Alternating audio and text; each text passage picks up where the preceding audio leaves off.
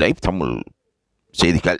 Live Tamil செய்திகள் சரிகமபா நிகழ்ச்சி தொடர்பாக தொடர்ந்தும் உங்களுக்கு தகவல்களை தந்து கொண்டிருக்கின்றன. இந்நிகழ்ச்சியில் தற்பொழுது மாமன்னன் படத்திலிருந்து பாடல்கள் ஒலிக்கப்பட்டு வருகின்றன. இந்த வாரத்தில் டூயட் ரவுண்ட் நடைபெற இருப்பதால் அதில் 2 போட்டியாளர்கள் சேர்ந்து பாடிக்கொண்டிருக்கின்றார்கள்.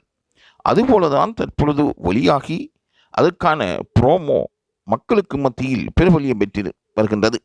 அறிவழகன் மற்றும் அருண் என்ற 2 போட்டியாளர்களும் பாடியிருக்கின்றார்கள். அதில் மாமன்னன் திரைப்படத்தில் இடம்பெற்ற மாலையிலே தான் தீப்பிடிக்குது ராசா என்ற பாடலை பாடியிருப்பதால் அரங்கமே கரவசத்தால் ஒலித்து நின்றது.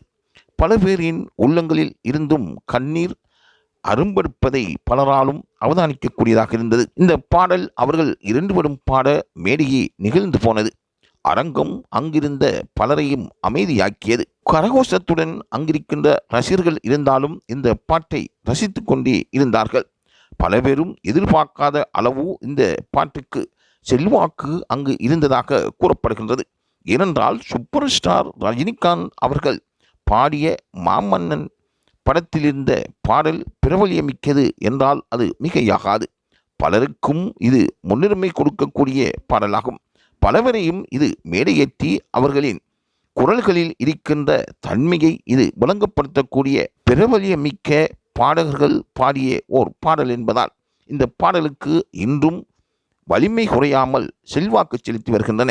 ஆகவே இவ்வாறான மேடையில் இருந்து பாடும் ஓர் போட்டியாளர் அறிவழகன் மற்றும் அருண் போன்றவர்கள் தற்பொழுது பிரபலியமிக்கவர்களாக மாறி வருகின்றார்கள்.